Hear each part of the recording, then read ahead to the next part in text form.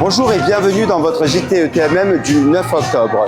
Je suis en direct de la soirée de clôture de l'ETMM 2025, une soirée qui a été marquée par la cérémonie des pipettes d'or que nous résume en images Alice. C'est à toi. Et oui Jean-Raphaël, je suis en direct de Carré, là où la cérémonie des pipettes d'or aura lieu ce soir. C'est un paquet de célébrités que nous avons ici présentes avec nous. Jackie Chan, dont la carrière cinématographique est aussi plate que l'encéphalogramme d'un mort. James, enfin Mélanie Georgiade, puisqu'elle a arrêté la musique il y a quelques temps déjà. Karine Le Marchand, la célèbre animatrice de M6. Angoon, connue pour sa chanson La neige du Sahara. Valérie Bonneton, la fameuse actrice qui joue notamment la femme de François Cluzet dans Les Petits Mouchoirs. Olivier Espelli, célèbre chercheur du Collège de France. Laurent Hossel, illustre enseignant-chercheur du LCB. Jeanne Haddad, la talentueuse chanteuse connue notamment pour avoir gagné la victoire de la musique pour sa chanson Radiate. Et pour finir, celui qu'on ne présente plus, The Weeknd. Cette personne n'a rien à voir. Je suis désolé. Rien. Pour clôturer cette 9e édition de l'école thématique de microbiologie moléculaire, les participants se sont retrouvés pour un moment à la fois solennel et plein d'humour. La cérémonie des pipettes d'or. Une cérémonie immortalisée par notre cher Jean-Raphaël qui, par manque de sommeil, a oublié de brancher les micros. Un rendez-vous incontournable qui célèbre non seulement les performances scientifiques, mais aussi l'esprit et les personnalités qui ont marqué la semaine. La soirée débute avec les grands classiques. Le prix de la meilleure présentation attribué à Safa et celui du meilleur poster, gagné par Osni. Des prix qui soulignent la qualité scientifique exceptionnelle de cette édition et la diversité des sujets abordés tout au long de la semaine. Vient ensuite le prix de l'énigme poster, remporté par Jonas, ou plutôt par une équipe de professionnels qui a su résoudre cette énigme en un temps record. Le prix Jeunesse Curieuse récompense Melvin, qui s'est démarqué par ses questions pertinentes et sa constance tout au long de l'école.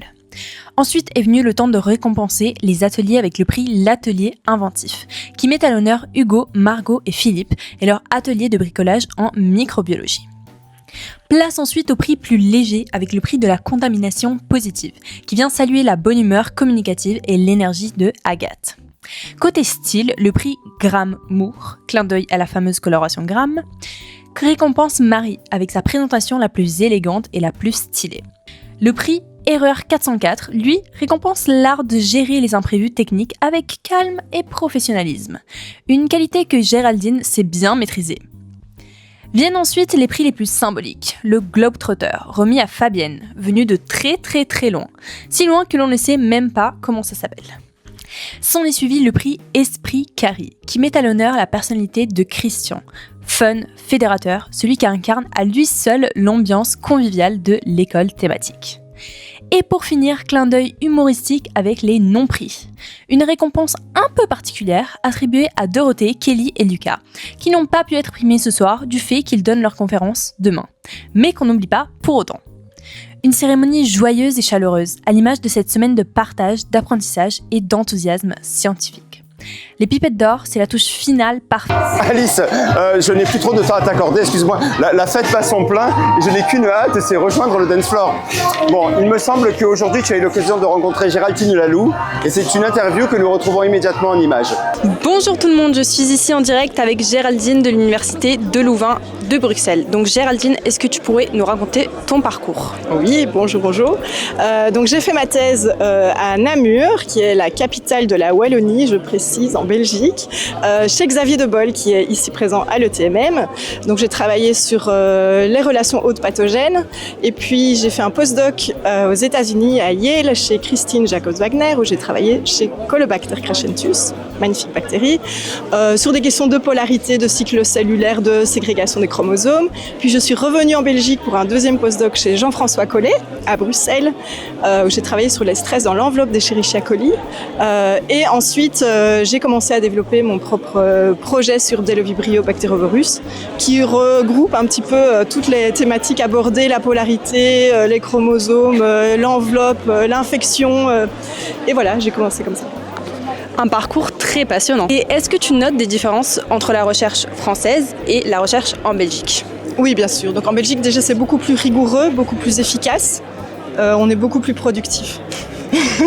Non, sérieusement, une différence majeure pour moi, c'est qu'en France, vous avez ce système de CR, donc c'est des chercheurs permanents qui ne sont pas des chefs de labo. Et nous, on n'a pas ça, et en fait, ça manque chez nous. Voilà. On n'a pas de mémoire du labo comme ça, avec des postes permanents. Donc c'est un truc qui est pas mal en France. Mais la Belgique est meilleure pour plein de trucs, donc je préfère rester en Belgique. Et pour finir, est-ce que tu peux nous raconter ta découverte la plus surprenante ou inattendue ? Oui, alors je pense que je vais citer le premier film qu'on a pu obtenir d'un prédateur bactérien qui s'appelle Bdelovibrio exovorus, qui prédate à la surface de Colobacter crescentus. Donc c'est un véritable petit vampire et je pense quand on a réalisé qu'au lieu de faire 2 cellules filles, elle fait 3 cellules filles, là je m'y attendais pas du tout et on n'a toujours pas compris d'ailleurs. Mais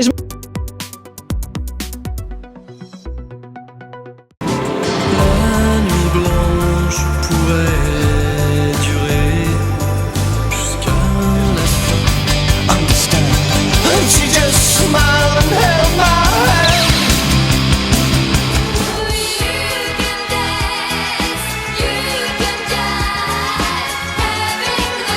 C'est avec une grande émotion que je vous propose de retrouver pour une dernière fois Sylvain qui vous résume la journée du 9 octobre. Quand je pense que certaines personnes pensent qu'il s'agissait d'une intelligence artificielle, je suis choqué, oui. Je vous le dis comme je le pense, je suis choqué.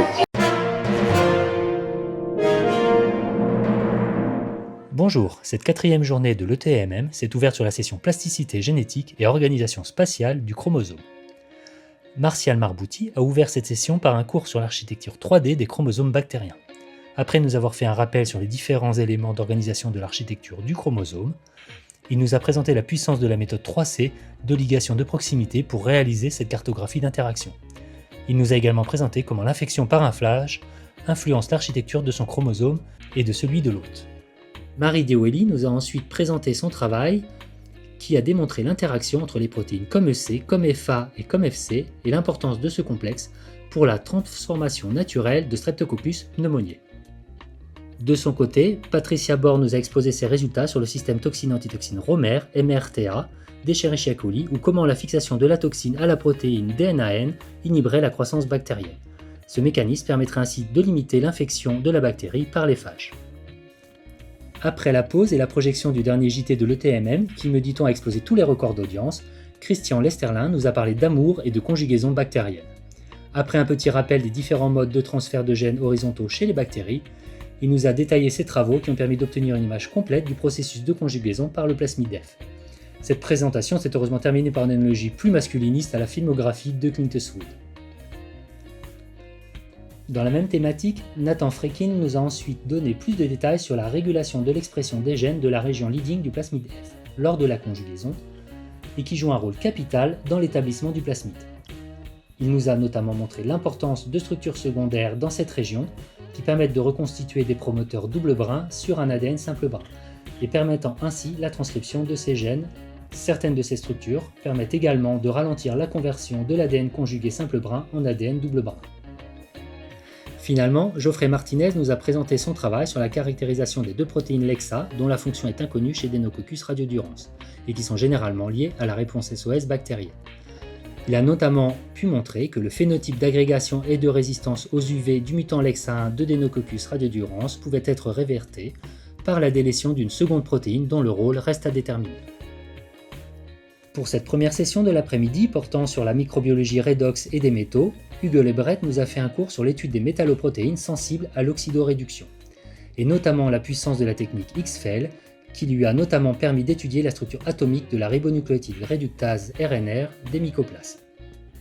Pierre Garcia nous a ensuite présenté ses travaux sur l'évolution des complexes oxydoréductase impliqués dans l'équilibre redox et la conservation de l'énergie, ou ORBEC, et comment il a pu par son travail proposer une nomenclature unifiée de ces systèmes.